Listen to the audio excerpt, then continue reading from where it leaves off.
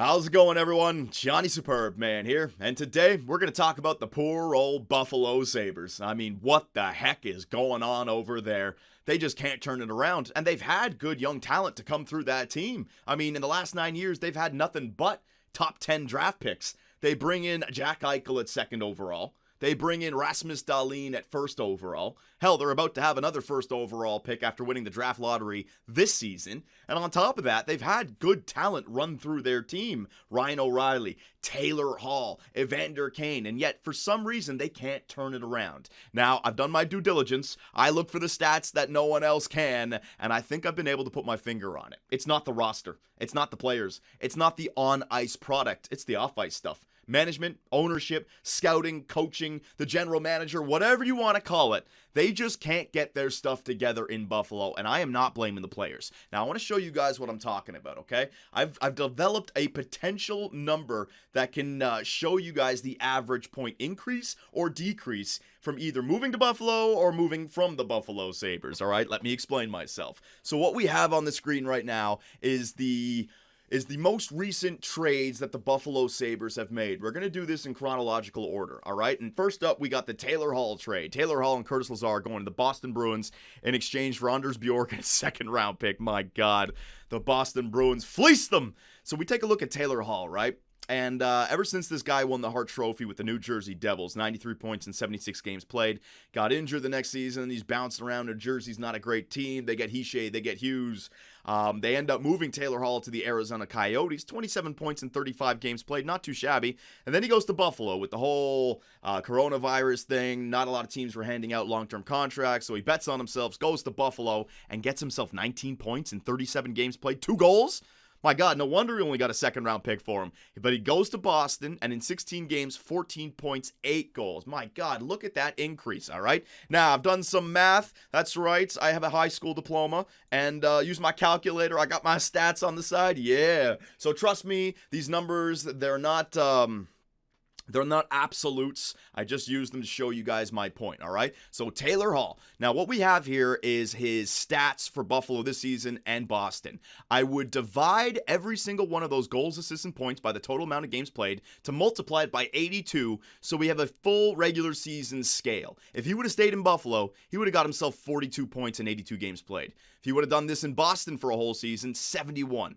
42 points to 71. So you basically take Taylor Hall's Buffalo stats, multiply it by 1.7, and you get yourself the Boston stats, all right? So remember that number, 1.7. Now, we move on to the next trade. And what do we got here? I think it was, hang on, I got it down. It was Eric Staal. Eric Staal of the Montreal Canadiens. All right, so Eric Staal, he had a pretty good resurgence with the Minnesota Wild after being moved on from Carolina and the New York Rangers. His first year in Minnesota, 65 points in 82 games played. Pretty good. He spent 4 seasons there with Minnesota before signing with the Buffalo Sabres. He gets himself 10 points in 32 games played before getting traded to Montreal, and he didn't have that great of a regular season end either. Although, look at his playoff numbers with Montreal. He's killing it on the line with Armia and Corey Perry. 7 points in 9 games played. Now, we go back to this, right, with my calculator. He's got a 2.2 decrease from Minnesota to Buffalo. In other words, on a full 82-game scale, 58 points in his last season with Minnesota, down to 25.6 in his last season with Buffalo. Now, if we take his playoff numbers with Montreal, he's back up to 63.7. His playoff numbers with Montreal, his last season numbers with Minnesota, pretty similar. Buffalo Sabres, a 2.2 decrease and a 2.4 increase. What the heck, man? Next up, Colin Miller. I want to show you guys this. Colin Miller, a defenseman from the Vegas Golden Knights. Here you go. They got a lot of other smaller players that the numbers I couldn't really show, but they do still apply, like Brendan Montour, for example.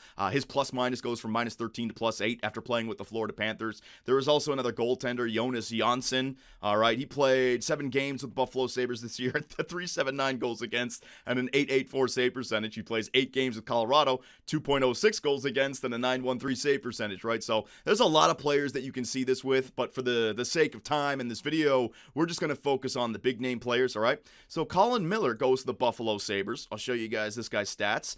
This last season with the Vegas Golden Knights, 29 points in 65 games played, 41 the year before that. Goes to Buffalo, 11 points in 51. We apply the same mentality. It's a 2.0 decrease over an 82-game scale, all right? He goes from 36.5 points over 82 games with Vegas down to 17.6 points with the Buffalo Sabres. Next up, Jeff Skinner. Ooh, man. Now, Jeff Skinner, I mean, when they signed him, he was having a great season, and then things just completely fall apart. And is it Jeff Skinner? Is it the team? Like I said, I'm not going to blame the roster. I'm not going to blame the players. I want to show you guys this. Now, with Jeff Skinner, I changed it up a little bit because he's played 3 seasons with Buffalo, and his first season was really good. Well, the first half of that first season, because they still went on to miss the playoffs. But then look, the last 2 seasons, he even was a healthy scratch this year. So what I did for this experiment was I added up all of the stats for the last 3 years with Buffalo and all the stats for the last 3 years with the Carolina Hurricanes,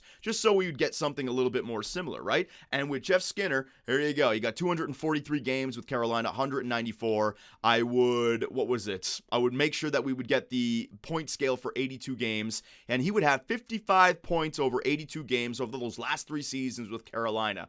Buffalo, 42.2 points over the last 3 seasons with the Buffalo Sabres. A 1.3 decrease, okay? Next up, Ryan O'Reilly. It doesn't matter who's there. They go to Buffalo, their points decrease. They move on from Buffalo, their points increase. Now, Ryan O'Reilly actually didn't have that much of an increase in comparison to when he played with the Buffalo Sabres. Perhaps a really good player can actually make it work. 61 points in 81 games played. It did go up, though, to 77 points in 82 games played. The bigger number for me, though, is the fact that he went on to win the Stanley Cup the year after he gets moved on from Buffalo and wins the Conn Smythe, for Christ's sake, right? Ryan O'Reilly, a 1.2 increase from moving from the Buffalo Sabres to the St. Louis Blues. How about the next one? Evander Kane. Hell, I can do this all day. I gotta load more. We gotta keep on going back in this. Evander Kane from the San Jose Sharks. Now, this one is very similar to the Jeff Skinner situation. I added up the last 3 years with Winnipeg. I added up the 3 seasons with Buffalo, and I added up the 3.5 years that he's got with the San Jose Sharks, right?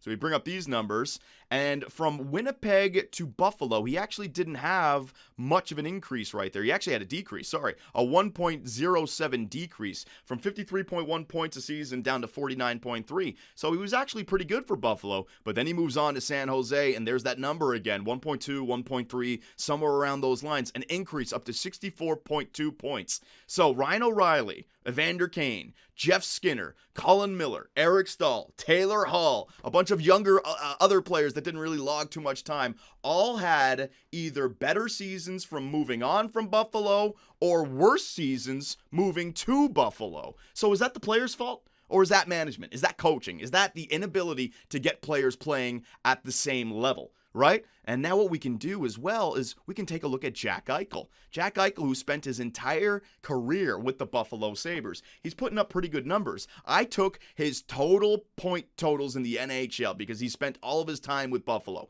355 points in 375 games played. You guys ready for this? So what I did was all the increases and decreases, I added up, I divided by the total amount there was 8 of them, to get the average increase of 1.6. That is the average from all of these players added up. If we apply that number to Jack Eichel's stats, total time in Buffalo, this is what you get. You get yourself an 82-game season, 48 goals, 75 assists for 124 points. My point being is that if Jack Eichel moves to a team like Vegas, who could use a first-line center, the Minnesota Wild, imagine a centerman for Kirill Kaprizov and Matt Zuccarello, the Montreal Canadiens, their good defensive ways with a legit superstar, he's a 50-goal scorer? He's a 120-point man? The Buffalo Sabres are literally killing their talent, and you can apply that to their other young guys. I mean, Rasmus Ristolainen ain't young anymore. Sam Reinhart, Rasmus Dahlin, all right? They haven't played Quinn Hughes just yet. Casey Middlestat. So I'm going to give you guys an analogy. When I look at the Buffalo Sabres, right? Imagine the roster, the players, as being a house, and you're trying to build a mansion, i.e. a dynasty.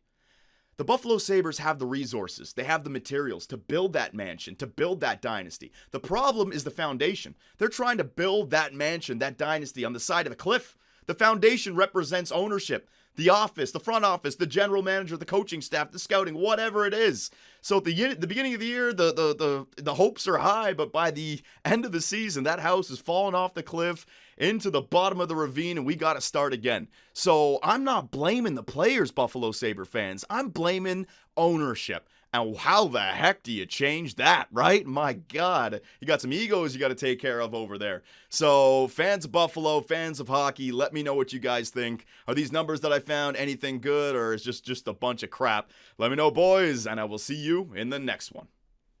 Hey guys, Johnny here, and thanks for watching. If you enjoyed the video, give us a like, hit that subscribe button, and make sure notifications are on so you don't miss out on any new content. We also live stream on Twitch where I take days off my life for your entertainment.